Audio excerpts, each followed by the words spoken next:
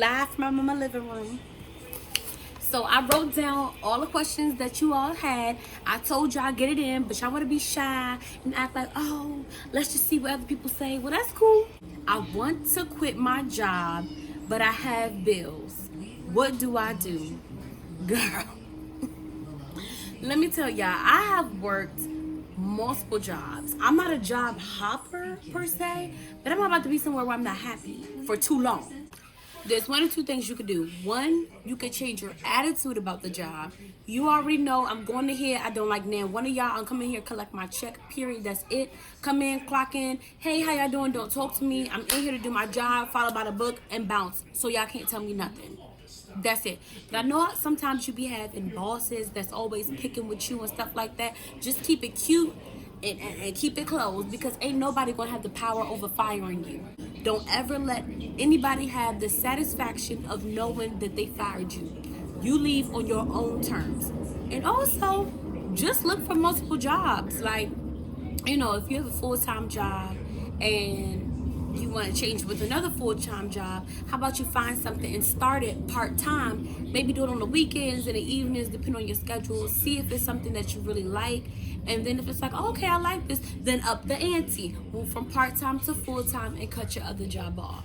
But we're not about to cut no jobs off when we got bills to pay, especially you got people relying on you. No, we're not doing that. Or live at home with your parents, ask them, look, I'm trying to get on my feet, I'm not happy with this job, can you support me while I'm trying to figure it out? If you got family, parents that'll do that for you, tap into that, definitely. But please, I understand the feeling. Don't just up and quit. Be smart, weigh your options. Think about, dang, if I quit my job right now, what will happen? I don't want you to be nowhere tied down when you ain't happy, but think about what it is. Ooh, I got that line. Think about what it is that you got to take care of in the meantime.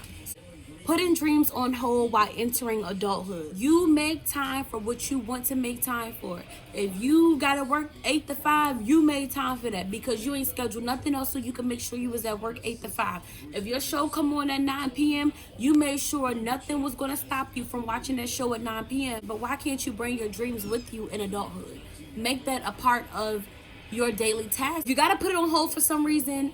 Put a time frame on it. Like, all right, look, so from January to June, I'm going to be going hard and stacking my money, you know, becoming an adult, finding my own place, you know, moving in, paying bills, getting onto the things. And then once June start, I'm skyrocketing with my dreams. We doing it because I already settled in adulthood. Now everything's like no longer up in the air. It's pretty much settled and I'm just doing what I got to do. But if you wanted to sell t-shirts, but you're not in a position to do it right now, you can at least watch videos on how to make your own t-shirts. Look up manufacturing companies to produce the t-shirts that you want to do. Like, you know, how do you market? You can write down, you know, how do you market? But writing down a plan and actual steps is also serving your dreams. So you don't got to put it all the way on hold.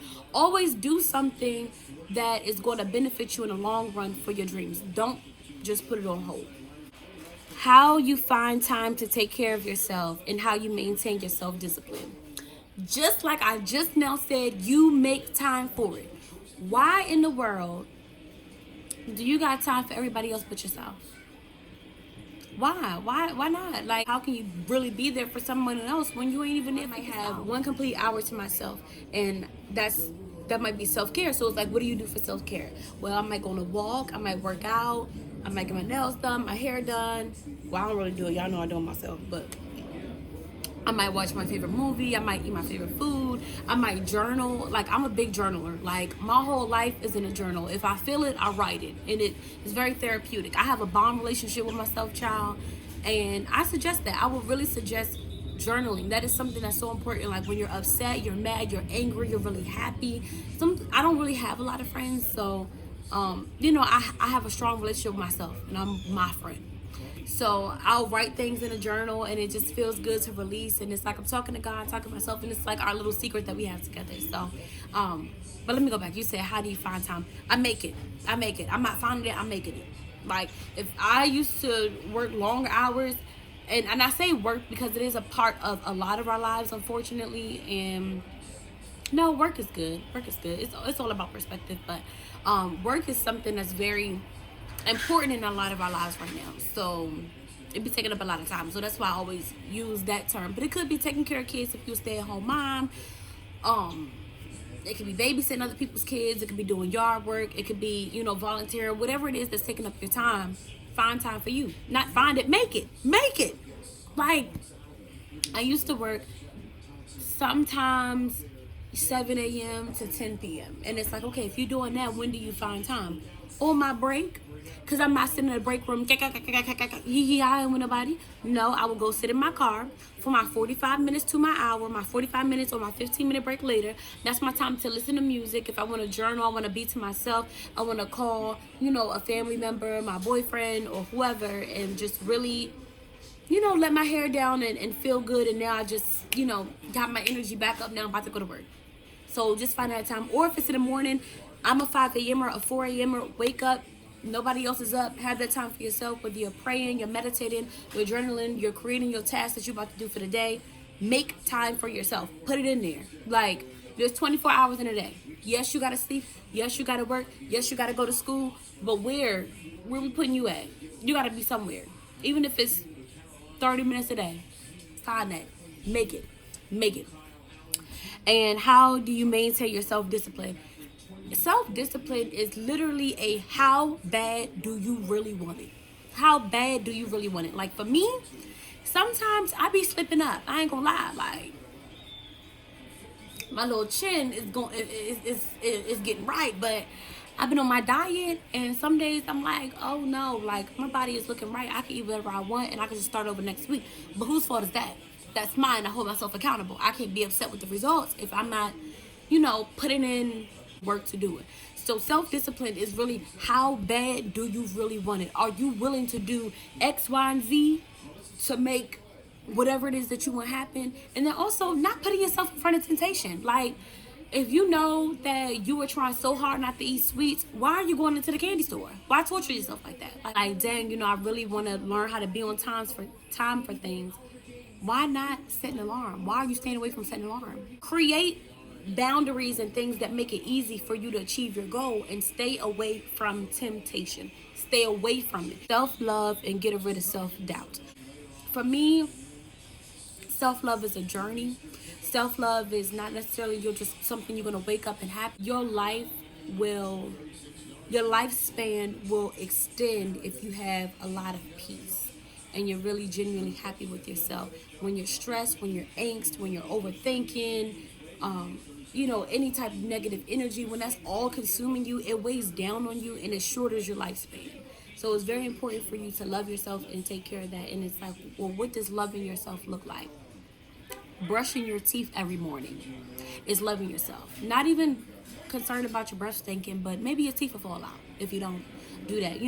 Making sure you keep your hair up and keep it moisture. I'm pressed for my puffs, y'all. I'm pressed. Y'all like, why this girl keep touching her hair? Like, look, I'm pressed. Like, whether it's going on a walk, riding a bike, making sure you're eating healthy, tapping into your spirituality, drinking plenty of water, just nurturing your mind, speaking positive to yourself. I can do it. I am beautiful. I belong here. I'm confident.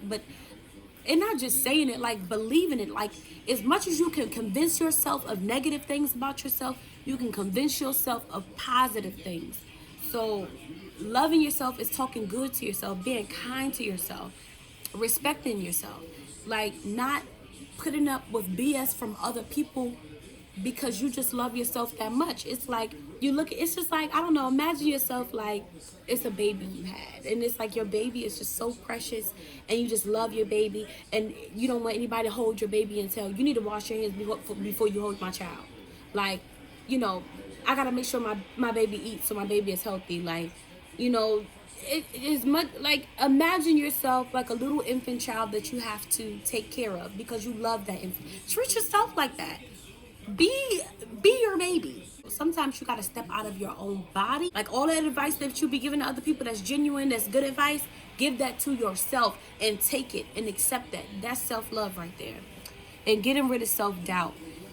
Self-doubt, it's all in the mind. It's all in your head. You telling yourself you can't do it.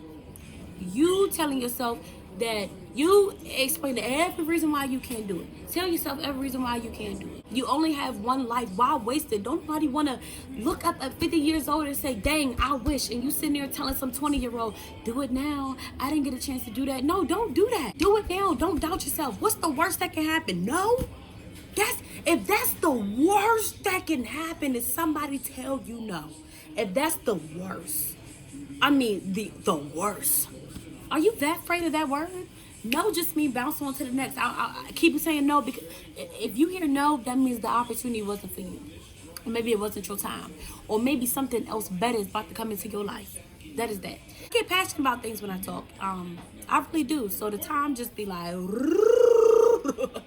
running up on me. Some people will hit me up like, girl, when you gonna talk about relationships? Like, you know, I need help with my man. Like, we're gonna do that. You choose who you entertain. You choose who you lay with that night. You choose who you decide to be in a relationship with. You accept whatever BS you're going to accept. You know what you bring to the table. You know what you deserve. You know what you expect. And you better hold whoever you with accountable to that. There's good men in the world. There's good women in the world. There's good people in the world still left. Looking for somebody like you. Looking for somebody like you. And you just need to be open and receptive and not treat them like the people that did hurt you. My man cheated, but it's hard to leave. We've been together for 4.5 years and have a baby. What do I do? Look, girl, I ain't the one to be talking to nobody about cheating because your girl got a low no tolerance. Not even low, a no. Your man cheated on you, but it's hard to leave. I understand that it might be hard for you to leave. I'm going to try to put myself in the mindset of you because I'm just going to bounce. Because 4 years is a long time. 4 years is a habit. And you just get used to a certain thing. But sometimes discomfort is the best thing for you. We love comfort, whether it's comfort food, whether it's people we feel comfort with. We love comfort. But in order to see yourself grow, in order to accept what it is that you deserve, you got to depart from the comfort. If you genuinely want to be with this person and you forgive them, then y'all need to work on trust. You don't need to keep bringing up the times that he didn't address it, find out the root of it. Why did you cheat? What made you cheat? Is there something that you want me to step up in? Like, ask me. I'm a person you with. If you feel like I'm lacking, give me the opportunity to be better instead of looking elsewhere or being weak in temptation. Maybe somebody was coming on to him so strong and he just couldn't fight it. Like, don't put yourself in those situations. Like, why even test it? Don't do that. What it is that you expect from each other? What is it that you will not tolerate? What you will not budge about? And, the root of where the cheating came from and what he plans to do moving forward. Now, if you feel like you always gonna have this in the back of your head, y'all done been good for 2 weeks and then you just randomly break down and cry, I can't believe you just cheated on me, I can't believe you ain't over it. So if it's gonna keep coming up and keep haunting you, be done. If you feel like it's something you can't get over, be done. Move on. And understand you got a baby involved. Always let your child see their father. Parent and children relationships are so very important. My parents didn't work out, but my mom has never kept me away from my dad. She's always encouraged me to have a relationship with him, and that's something that's very important. People need their mom, people need their dad. So, whatever you do, put your feelings out of it and always let them have a relationship. Children know. So let's just say, he ends up cheating again in the past, or you cheat out of spite, or the relationship just ain't working and y'all arguing and stuff like that. Children see that. So your child might look and be like, that's how a relationship should operate. I should stick with somebody that cheats on me because my mom did it, my dad did it to my mom. Or, I see them arguing. So when I get upset, that's how I handle confrontation. Pay attention to how you act with your partner around your children, how you act with their parent, how you treat them, because your children are picking up on things like that. So think about the whole picture, think about everything. Like, nobody wants to see their mom sad, nobody wants to see their dad sad. Like, and you don't want to live a life where you're trying to hide your emotions because you want your child to be happy. Your child wants you to be happy, period. And that'll be a lesson maybe you could teach them in the future. Like, hey, really think about the person you have children with before you have them. Think about marriage before you have a baby. Things happen, but this video is about 20 minutes, so I'm gonna wrap it up because I ain't trying to bore y'all at all. But thumbs up, subscribe. You are tuned into The Frugal Friend.